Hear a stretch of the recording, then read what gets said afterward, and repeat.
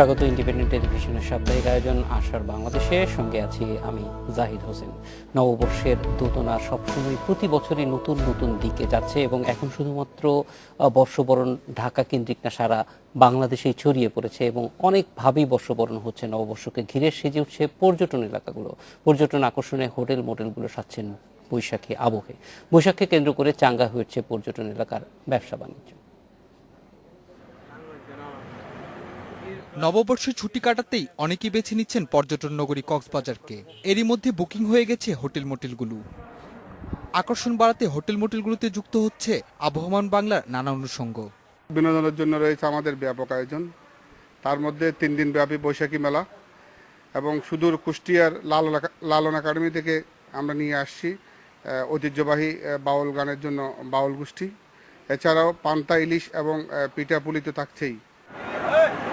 পর্যটকদের জন্য সৈকতে থাকছে নানা আয়োজন। উৎসব নির্বিঘ্ন করতে নিরাপত্তা বাড়াচ্ছে পুলিশ।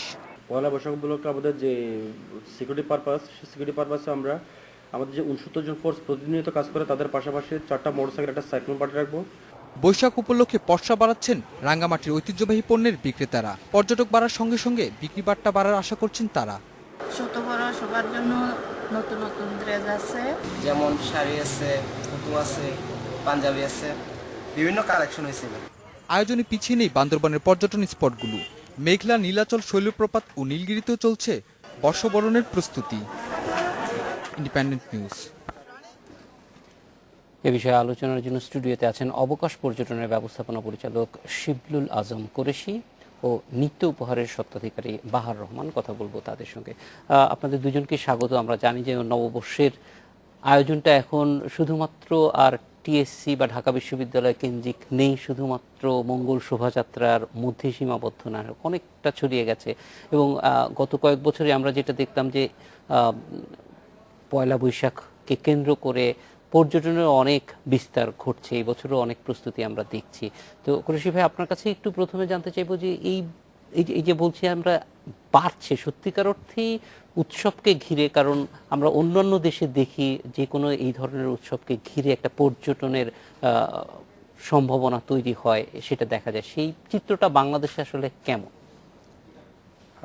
উৎসব কেন্দ্রিক পর্যটন বাংলাদেশে আসলে এখন পর্যন্ত ততটা বিকাশ ঘটেনি।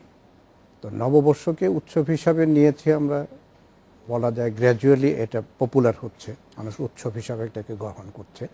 কিন্তু পর্যটনের সংজ্ঞা যেটা, সেই সংজ্ঞা অনুযায়ী যে অন্তত 24 ঘন্টা কেউ বেড়ানোর উদ্দেশ্যে বা অন্য যে কোনো উদ্দেশ্যে অর্থ উপার্জনের উদ্দেশ্য ব্যতি রেখে অবস্থান করলে তাহলে সেটাকে পর্যটন বলে।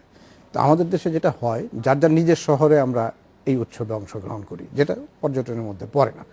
তবে কক্সবাজার, রাঙ্গামাটি, বান্দরবনে যারা অংশগ্রহণ করছে, নিঝুম দ্বীপ, কুয়াকাটা, এগুলো পর্যটনের আওতায় পড়ে।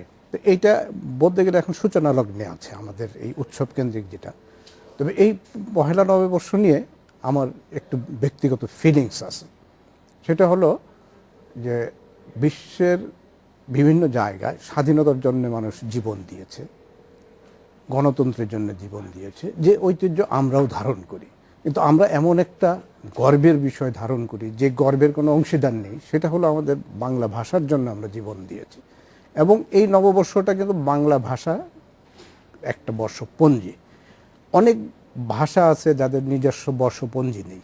আমরা এখানেও কিন্তু অত্যন্ত সমৃদ্ধ এবং গর্বের দাবিদার যে আমাদের নিজস্ব একটা বর্ষপঞ্জি আছে, এবং এই বর্ষপঞ্জি কেন্দ্র করেই এই উৎসবটা ধীরে ধীরে পপুলার হয়ে উঠেছে এবং আজকে যথেষ্ট পপুলার। যদিও ট্যুরিজমটা ওইভাবে এখনও পপুলার হয়নি। আমাদের এই ইয়েটা, পর্যটনটা তখনই সার্থক হবে যখন এই উৎসব কেন্দ্রিক বিদেশ থেকেও আমরা পর্যটকদেরকে দেশে আনতে পারবো, আকর্ষণ করতে। এটা আমরা দেখেছি, ধরেন যখন খ্রিস্টীয় নববর্ষ হয়, গ্রেগরিয়ান ক্যালেন্ডারে যখন চেঞ্জ হয় প্রথম জানুয়ারি, তখন আমরা দেখি যে সারা বিশ্বেই প্রচুর মানুষ ছুটি কাটায়, সেই দিকে অবশ্য আমরা এখনো অনেক পিছিয়ে আছি।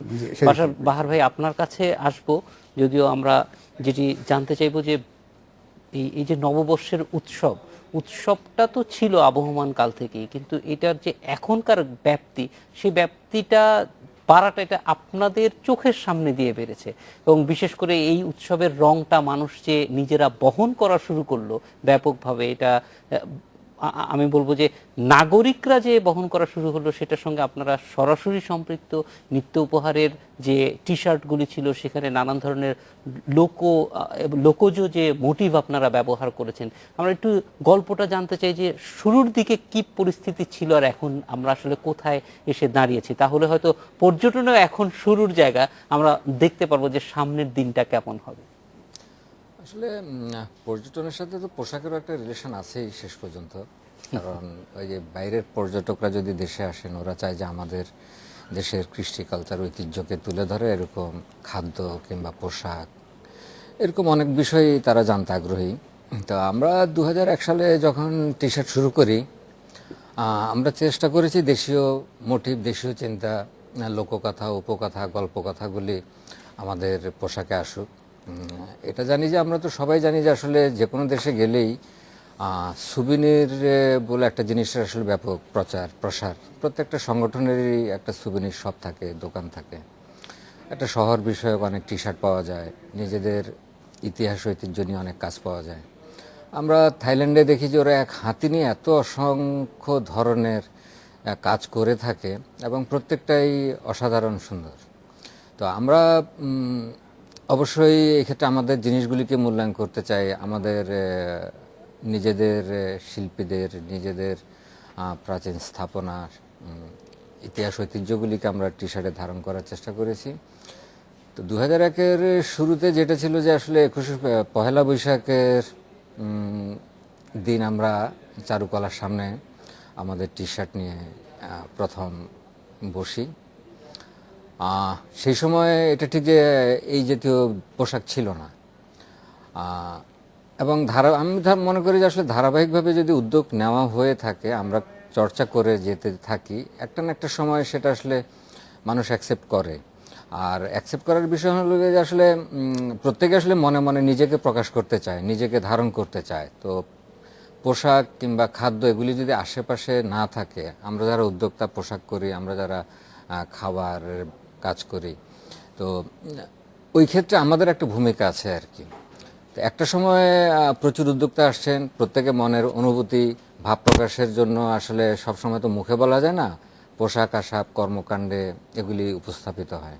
আমার মনে হয় যে আমাদের মনের ভাবটা প্রকাশের জন্য একটা উপযুক্ত সময়, আরও সুন্দর সময় আসছে আমি মনে করি। এবং বিশেষ করে এই যে ধরেন 2001 থেকে যদি এই 15 বছরে আমরা দেখি যে বিশেষ পয়লা বৈশাখে তার নিজের রংটা কিন্তু এখন অন্তত প্রায় সারা বাংলাদেশেই, এটা এখন আর শুধু ঢাকায় বলা যাবে না, শুধু বুটিক হাউসগুলো কেন্দ্রিক বলা যাবে না। এমনকি আমরা এই বছর দেখেছি যে ঢাকার আশেপাশে পাবনা, সিরাজগঞ্জ এইসব এলাকায়ও তাতে পয়লা বৈশাখের মোটিভগুলি ব্যবহার করা হয়েছে, যেটি কিন্তু একটা বিরাট বড় অর্জন, যে সারা দেশের মানুষই এই জিনিসটা বহন করতে চায়, একটা ভিন্ন রংকে দিয়ে নিজেকে প্রকাশ করতে চায়। তো এই যে এখন একটা মানে বলা যায় যে আমাদের তো যদি 2000-এর কথাই বলি, 2001 ওই সময়ে তো পোশাক বিক্রির মূল সময়ই ছিল দুটো ঈদ, তারপরে যে পূজা এবং পয়লা বৈশাখ এবং অন্যান্য যে আমাদের উৎসবগুলির সঙ্গে এটি মানে একসঙ্গে যাচ্ছে এবং বড় হচ্ছে, সেই জিনিসগুলিটা আপনাদের এই ইন্ডাস্ট্রিতে কিরকম ইম্প্যাক্ট ফেলছে? এটা তো আসলে পরিষ্কার যে আসলে অসাধারণ সুন্দর একটা ইম্প্যাক্ট তৈরি হচ্ছে, প্রচুর উদ্যোক্তা কাজের উৎসাহ পাচ্ছেন, করছেন। একটা সময় এটা ঠিক যে ঈদ, পূজা, এই 2-3টা অকেশনে আসলে পোশাক নিয়ে ব্যবসা, পোশাক নিয়ে চিন্তা হতো। এখন এটা ঠিক যে আমরা এটা গর্বের সাথে একটু বলা যায় যে আসলে আজিজ মার্কেট থেকে আমরা অন্তত আরও 4-5টা উৎসব অনুষঙ্গ তৈরি করতে পেরেছি, ব্যবসার জন্য কিংবা সুবিনির তৈরির জন্য কিংবা নিজেকে প্রকাশের যে ভাষার দিকগুলি আর কি। আমাদের বিজয় দিবস, স্বাধীনতা দিবস, 21 ফেব্রুয়ারির কথা ভাই বললেন, এটা ঠিক যে 21 ফেব্রুয়ারি বাংলা ভাষা সব কিছু মিলে আমাদের অনেক গর্বের বিষয় রয়েছে, সেগুলিকে পোশাক উপস্থাপন করাটা খুব জরুরি। আর এই বিষয়গুলি আমাদের মতো অনেক উদ্যোক্তা, যেহেতু আমাদের যারা ভোক্তা সাধারণ মানুষ আছেন আমাদের মতো, সবার মনের মতো করে সবাই তৈরি করার চেষ্টা করছি। এবং পরার চেষ্টা করছি। ক্রেতাদের দিক থেকে কোনো বাড়তি চাহিদা থাকে এই সময়টাকে কেন্দ্র করে? ধীরে ধীরে এই চাহিদাটা বাড়ছে। আর আমার যেটা মনে হচ্ছে যে সাম্প্রতিক সময়ে আসলে ওই পহেলা বৈশাখ কেন্দ্রিক উৎসব ভাতা কিছুটা ইন্ট্রোডিউস হওয়ার ফলে আপনি যেটা বললেন যে গ্রামে গঞ্জে ছড়িয়ে গেছে, সেটাও একটা অনুপ্রেরণা হিসেবে কাজ করেছে। প্রত্যেকটা জিনিসের যদি অ্যাপ্রিসিয়েশন থাকে কিংবা প্রয়োজনীয়তাটা বোধটা সমষ্টিগতভাবে তৈরি করার মেকানিজম কাজ করে, আমি মনে করি যে ক্রেতাদের জন্য যে ইনিশিয়েটিভটা নেওয়া হয়েছে এর সাথে আসলে উদ্যোক্তাদের জন্য ইনিশিয়েটিভ নেওয়া হচ্ছে, যারা তৈরি করবে করবে। এটা ঠিক যে ধরেন আমাদের তাঁতের কাপড়ের যেই বিপুল ব্যবহার ছিল, বড় বড় হাউসগুলি করতো, আপনি খেয়াল করে দেখবেন যে তাঁতের কাপড় কিন্তু কমে যাচ্ছে। এখন আসলে পাওয়ারলুম এক্সপোর্টের কাপড়গুলি আমাদের পোশাক আশাকে ঢুকছে। তো তার মানে এই নয় যে তাঁত আসলে থাকবে না। তাঁত চিরাচরিত তাঁত হাজার বছর ধরেই নানা চড়াই উঠে পার হয়ে আসছে। আধুনিকায়ন সবসময় হয়েছে, আগামীতেও হবে।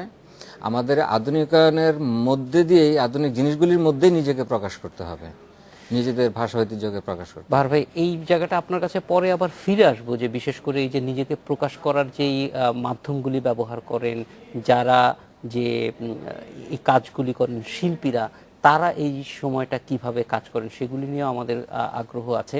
কুরেশি ভাই, আপনার কাছে একটু আসবো ফিরে, যে আসলে তো শুধুমাত্র একটা জায়গায় বেড়াতে যাওয়া সেটাই উদ্দেশ্য থাকে না মানুষের। এটার মধ্যে যে এক বলা যায় যে ফুল প্যাকেজ, এখানে পোশাকের একটা ব্যাপার থাকতে হয়, খাবারের একটা ব্যাপার থাকতে হয়। সেই মানে সামগ্রিকভাবে জিনিসটা উপস্থাপন করা কতটুকু আমাদের ট্যুর অপারেটরদের পক্ষে সম্ভব হচ্ছে, এটা সামগ্রিকভাবে এই বিষয়টা কি পরিস্থিতিতে আছে মনে করেন, যে সেটা যদি আমরা একটু জানতে চাইবো আপনার কাছে। তবে একটা বিরতির পর আপনার কাছ থেকে উত্তরটা নিব। ধন্যবাদ। আশা বাংলাদেশের নিচ্ছে পেতে।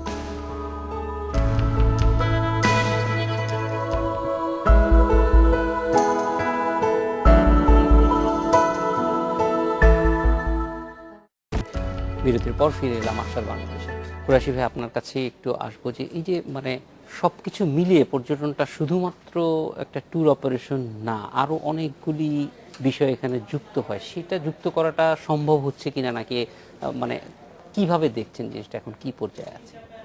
আসলে আমাদের সভ্যতার বিকাশের মূল মন্ত্রটা ছিল অজানাকে জানা, অচেনাকে চেনা, এবং এরই সূত্র ধরে কিন্তু পর্যটনের বিকাশ। এই পর্যটনের এলিমেন্টগুলোকে আমরা যদি আকর্ষণগুলোকে করি, তাহলে nature, culture, heritage, science and technology, এই চারটা মূল ভাগে ভাগ করা যায়। এছাড়া আরও অনেক ভাগ আছে, তার মূল ভাগগুলো নিয়ে কথা বললাম। এখন ধরেন আপনার একটা পর্যটন সংগঠনের জন্য প্রথমে লাগে ট্রান্সপোর্ট, তারপর অ্যাকোমোডেশন, দেন ফুড অ্যান্ড সোভিনির। এগুলো পর্যটনের মূল অনুষঙ্গের মধ্যে পড়ে। এবং ফুড এবং সোভিনির দুটোই কিন্তু কালচারের অংশ, প্রতিনিধিত্ব করবে কালচারের প্রতিনিধিত্ব করবে। এখন আমার দেশের পর্যটনকে যদি আমি বিকাশ ঘটাতে চাই, আমার এই দুটোকে হাইলাইট করতে হবে, সামনে নিয়ে আসতে হবে। এবং এই সোভিনিরটা, ফুডটা আপনি খেয়ে হজম করে ফেলবেন, এটা হয়তো বা বেশি দিন ধরে থাকবে না, কিন্তু এই সোভিনিরটা কিন্তু একজন পর্যটক যখন কালেক্ট করে নিয়ে যাবে, তার শোকেসে সাজিয়ে রাখবে, এটা কিন্তু দীর্ঘদিন তার শোকেসটা যার নজরে পড়বে তার নজরেও চলে আসবে। এটা একটা বিজ্ঞাপনও হবে, বিজ্ঞাপন, আনডাউটেডলি একটা বিজ্ঞাপন। এখন আমাদের বাংলাদেশ থেকে যদি কিছু সোভিনির যায়, এটা বাংলাদেশকে রেকারিংলি পপুলার করবে। এবং এই সোভিনিরটার মধ্যে আবার পোশাকটা হলো একদম কমন সোভিনির। আমি, আপনি, বিদেশি সবাই কিন্তু যেখানেই যাক সবচেয়ে বেশি পারচেস করে থাকি পোশাকটা। এবং এই পোশাকটা আমাদের বৈশাখের সঙ্গে আমাদের দেশি পোশাকের একটা ক্লোজ রিলেশন আছে। ইভেন আমাদের বাঙালিদের বাইরে আমাদের যে নৃতাত্ত্বিক জনগোষ্ঠী যারা আছে, তাদেরও নিজস্ব একটা পোশাকের কালচার আছে, একটা আছে, যেটা নাকি ওই যে ভাই বললেন যে বার্মিজ বলে পরিচিত হচ্ছে। আমি কিন্তু বলি যে না, এখানে কিন্তু প্রচুর বাংলাদেশি প্রোডাক্টও বার্মিজ নামে বিক্রি হচ্ছে। এখানে আমাদের ব্যর্থতা হলো যে আমরা বাংলাদেশিকে বাংলাদেশি বলে কেন সেল করছি না, এখানে আমাদের ব্যর্থতা। এই ব্যাপারে আমাদেরকে সচেতন হতে হবে। রাঙামাটি, বান্দরবনেও কিন্তু তাদের নিজস্ব তৈরি প্রোডাক্টগুলো বিক্রি হচ্ছে। কুরাশি ভাই, আমরা এই ক্ষেত্রে আপনাকে একটু থামাবো, আমরা একটু চট্টগ্রামে যাব, সেখানে কি অবস্থা, তাদের প্রস্তুতি কেমন একটু জানতে চাইবো। হ্যাঁ, চট্টগ্রাম এবং সিলেটে আমরা যাব। চট্টগ্রাম, সেখানে আছেন ভার্টিক্যাল ড্রিমারের সদস্য শিহাব উদ্দিন রিয়াদ ও পর্যটক গবেষণ হাসান মোর্শেদ। প্রথমে যাচ্ছি চট্টগ্রামের শিহাব, এই বৈশাখকে ঘিরে পর্যটনের কি অবস্থা চট্টগ্রামে?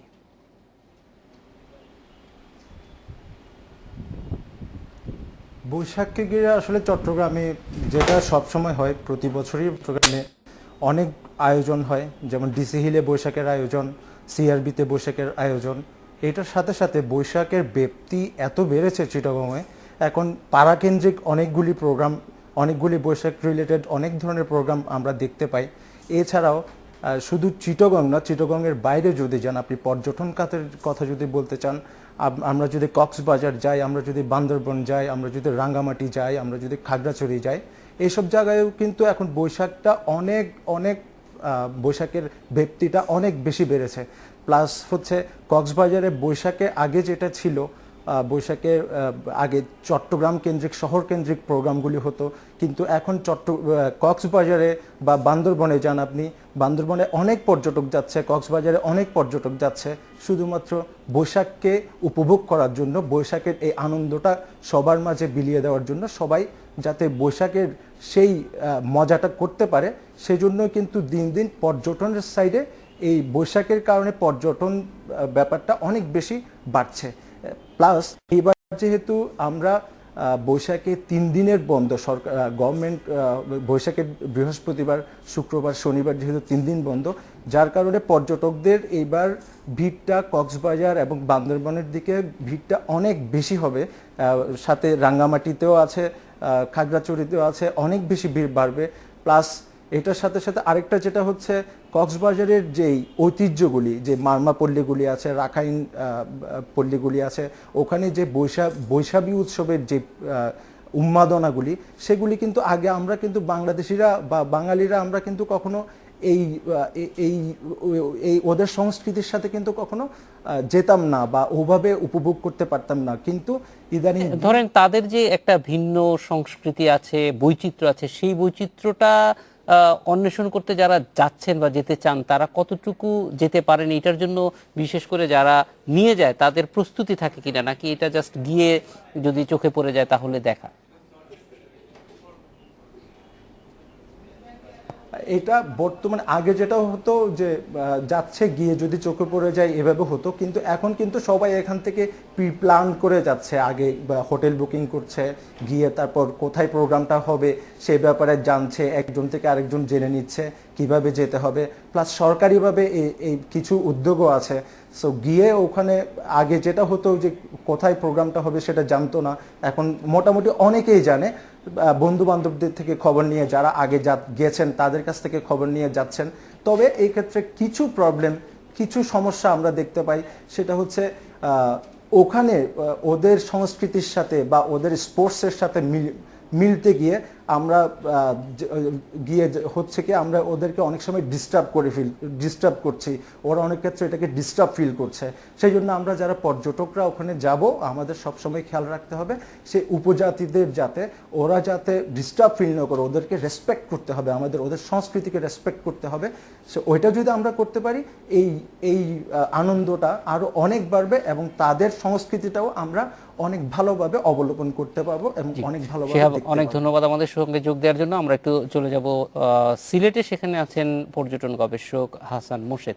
মোর্শেদ, এই যে আমরা দেখছি যে পর্যটনের ব্যাপ্তিটা বাড়ছে, এটি এখন বৈশাখ কেন্দ্রেও আমার মনে হয়, আপনার কাছে কি মনে হয় বৈশাখটা পর্যটনের জন্য কতটুকু গুরুত্বপূর্ণ হয়ে উঠছে? ধন্যবাদ। সিলেটে সবসময়ই পহেলা বৈশাখের প্রোগ্রামটা খুব জমজমাট একটা প্রোগ্রাম আমরা পাই।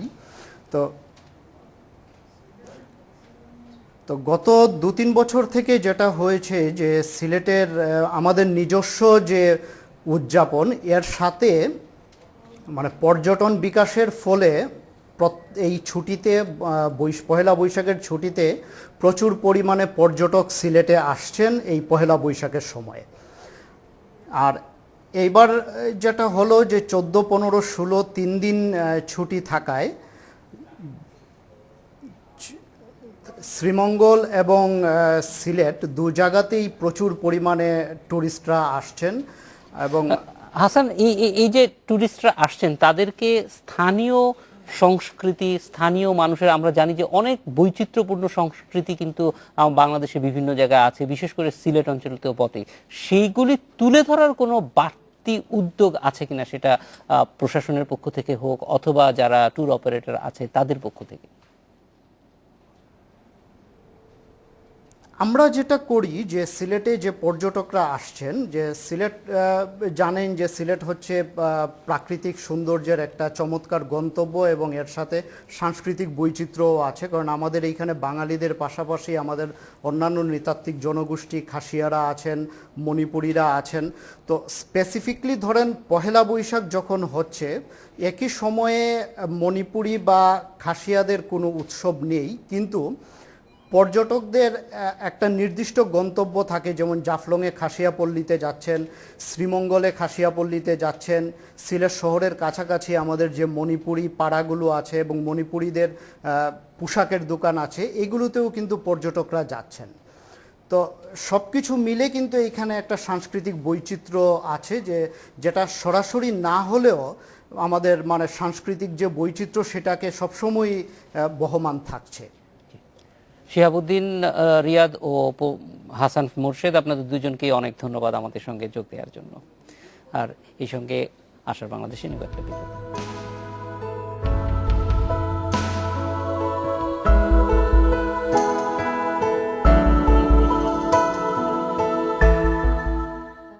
বিরতির পর ফিরে এলাম আশার বাংলাদেশে।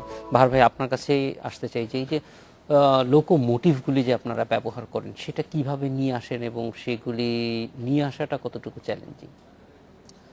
আসলে যে কোনো নতুন কিছু করাই কঠিন।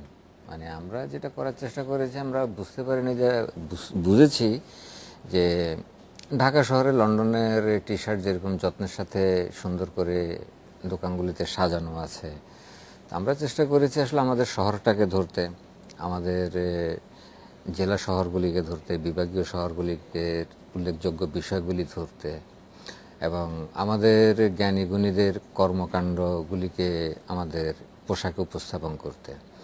আর একই সাথে ওই আমাদের চারপাশে প্রয়োজন সৃজনশীল সৃষ্টিশীল মানুষ রয়েছেন, তো আমরা চেয়েছি তাদেরকে কাজে লাগাতে, তাদের কর্মগুলি, তাদের কাজগুলি কাজে লাগাতে। তো মোটিভগুলি আসলে ধরেন সরাসরি কাইমস চৌধুরী যেই কাজটা করেছেন, যেই আঁকাটা দিয়েছেন, আসলে মোটিভ ওখান থেকেই আসবে, কাজটা ওখান থেকেই হবে। সেটাকে আপনি ডিজাইনার হিসেবে রূপায়িত করবেন, সারফেস অর্নামেন্টেশনে নানাভাবে ব্যবহার করবেন। তো এটা হলো গিয়ে যে ধরেন সরাসরি একজন জীবন্ত শিল্পীর কাছ থেকে করলাম, আবার চাইলে হলো গিয়ে যে আমরা এস এম সুলতানের কাছ থেকে করলাম, কামরুল হাসানের কাজ নিয়ে করলাম, এরকম কাজগুলি হচ্ছে এখন। আর মোটিফে ধরেন মোটিফে পিঠার ছাঁচের মধ্যেই নানা নকশা। আমরা ধরেন পিঠার একটা ছাঁচকে যে কত রকম যে করা যায়, এগুলি আসলে না দেখলে বোঝা যায় না। সৃজনশীল ধরেন আমি যদি চন্দ্রশেখর সাহার কাজ বিশ্লেষণ করি, দেখি যে একটা সাধারণ জিনিস উপস্থাপন গুণে কত অসাধারণ হয়ে উঠতে পারে। মানে বিষয়টা হলো গিয়ে যে আসলে এই জায়গাগুলি আমাদের চর্চা করা উচিত, এই জায়গাগুলিতেই বেশি কনসেন্ট্রেট করা উচিত। ভাই, আরেকটা কথা যেটা উঠছিল যে বিশেষ করে সুভেনির, এবং সুভেনিরের ক্ষেত্রে অবশ্যই পোশাক অনেক এগিয়ে থাকে। আপনি থাইল্যান্ডের কথা বলছিলেন, তারা বলা যায় যে হাতির যথেষ্ট ব্যবহার। বাংলাদেশে কোনো একক বাংলাদেশকে প্রতিনিধিত্ব করে এরকম কোনো মানে কোনো কিছু আমরা এখনো পর্যন্ত কিন্তু পাইনি। সেটা কি মানে খুঁজে পাওয়া যাচ্ছে না, নাকি আসলে কোনো এই ব্যাপারে কনসেনসাস নাই আমাদের? এটা হলো কি আত্ম অনুসন্ধান, নিজেকে বিশ্লেষণ, নিজেকে নানাভাবে দৃষ্টিকোণ থেকে দেখা। আপনি বাঘ নিয়ে অনেক কাজ করতে পারেন, আমরা 20টা প্রতিষ্ঠান এক বাঘ নিয়ে কাজ করতে পারি এবং 20টা প্রোডাক্টেই আসতে পারে। তারপর যে কোনো জিনিস, হাতের কাছে যে কোনো জিনিস আমি ব্যবহার করতে পারি। তো আমার মনে হয় যে ওই যে এককভাবে যদি বলি আর কি, এককভাবে হয়তো বাঘটি আনতে পারি, বাঘ এই যে পয়লা বৈশাখের দৃশ্যগুলো আমরা দেখছি সেখানে বাঘই আসতেছে বারবার। তো এখন এটা ধারাবাহিক চর্চা, অনেক দিনের চর্চার ব্যাপার আর কি, যে এটা অবশ্যই আমাদের একদম রেডি রেফারেন্সই আছে, বাঘ তো আমরা এইখানে আমি একটু জি করে ভিন্ন মত পোষণ করি। সেটা হলো বাংলাদেশের ট্যুরিজমের প্রতীক এমন একটা কিছু যেটা হওয়া উচিত, যেটা দেখলে শুধুমাত্র বাংলাদেশকেই মিন করবে। যেমন তাজমহল দেখলে ইন্ডিয়া ছাড়া অন্য কোনো কিছু চিন্তা আসে না, আইফেল টাওয়ার দেখলে এক জায়গাতেই যাবে, স্ট্যাচু অফ লিবার্টি দেখলে, তেমন একটা কিছুকে আমাদের চয়েস করতে হবে। এখন বাঘ কিন্তু বাংলাদেশের ঐতিহ্য, কোনো সন্দেহ নেই, কিন্তু এই রকম বাঘ কিন্তু সারা বিশ্বে আরো অন্যান্য জায়গাতেও আছে। কিন্তু এটা আসলে শেষ পর্যন্ত নির্ভর করে যে আমরা এটাকে কিভাবে সেল করব। মনে করেন হাতি পৃথিবীর অনেক দেশই আছে, কিন্তু থাইল্যান্ড এটা নিজেদের করে নিতে পেরেছে। জি জি, আমি সেখানে এটা হলো গিয়ে যে আসলে মোমেন্টাম। আমি এক জায়গায় গেলাম, সেই স্মৃতিটা যাতে মনে আসে, বাংলাদেশে অত সালে অত তারিখে, ওই মাসে অত তারিখে আমি গিয়েছি। এবং আমি আরেকটু বলি এই প্রসঙ্গে, এখন যেভাবে আমি প্রকাশ করতে পারি সেটাই আসলে ব্যাপার আর কি। আমাদের আইকন হতে পারে আমাদের জাতীয় সংসদ ভবন, এটার বিকল্প কিন্তু বিশ্বে আর কোথাও নেই। যেটাই হোক, একটা কোনো কিছুতে স্থির করতে পারলে এটা কিন্তু এক ধরনের যে আইকনটা আপনি বলবেন সেটা ইজিলি অ্যাপ্রোচেবল হওয়া উচিত। যেমন আমি বাঘ বললেন, সুন্দরবনে বাঘ নিয়ে দেখাবে না এই কোনো নিশ্চয়তা কিন্তু আপনার নেই। থাইল্যান্ডে হাতি কিন্তু আপনাকে দেখাতে পারছে, কিন্তু আপনি বাঘ 10 বার 100 বার, আমি পার্সোনালি বহুবার গিয়েছি, কিন্তু আমার চোখে ধরা পড়েনি। তো কাজেই ট্যুরিজমের এই প্রতিকৃতিতে আমাদের হওয়া উচিত এমন কিছু যেটা আমি ইজিলি অ্যাপ্রোচেবল এবং আমি দেখাতে পারবো আমার ট্যুরিস্টকে। বাঘের বিষয়ে আমাদের বেশিরভাগ, আমরা বলছি না যে এখনই আমরা একটা সিদ্ধান্ত নিয়ে নিবে, তবে নয়, এটা আলোচনা হলে আলোচনা হয়ে আমার মত, হ্যাঁ আমার মতের সঙ্গে বেশিরভাগ এসেনশিয়াল না, যে প্রতীক এসেনশিয়াল না যে কোনো একটা নির্দিষ্ট সাবজেক্ট নিয়ে আপনাকে কাজ করতে হবে। এটা স্বতঃস্ফূর্তভাবে থাইল্যান্ডবাসী করেছেন। আমরা স্বতঃস্ফূর্তভাবে যখন যেটা করবো আসলে সেটাই। আর বিদেশিরা আসলে, কিংবা আমি কক্সবাজার গেলে কি চাই, ধরেন সে কক্সবাজারের স্থানীয় নৌকার কিছু ক্ষুদ্র প্রতিকৃতি যদি থাকে, আমি মনে করি যে দেশি বিদেশি যেই হোক তার জন্য এটা দরকার। এমন কোনো দামও হয়ে যাবে তা না। এই যেটা ধরেন কক্সবাজার এলাকায় যে নৌকা দেখা যায়, চট্টগ্রাম এলাকায় যে নৌকা দেখা যায়, সুবিনির নানা রকম হতে পারে, কাঠের হতে পারে, মোমের হতে পারে, জামা কাপড়ে হতে পারে, টি শার্টে হতে পারে। তো এটা এসেনশিয়াল না আর কি, নির্দিষ্ট একটা বিষয় না, সেটা না, কিন্তু মানে সহজে কমিউনিকেট করা যায় এরকম হলে, সহজে কমিউনিকেট করার জন্য আপনার লাল সবুজ রঙের চাইতে বেস্ট জিনিস আর নাই। সেটাও লাল সবুজ নিয়ে কত রকম যে খেলা যায়। আমরা একটা বিরতিতে যাব, বিরতির পর ফিরে এসে পর্যটনের সঙ্গে এই যে সবটা মিলিয়েই যে সম্পর্কটা, সেটা নিয়ে আপনাদের দুজনের কাছ থেকে একটু জানতে চাইবো। আশা বাংলাদেশে নিচ্ছে আরো একটা বিরতি।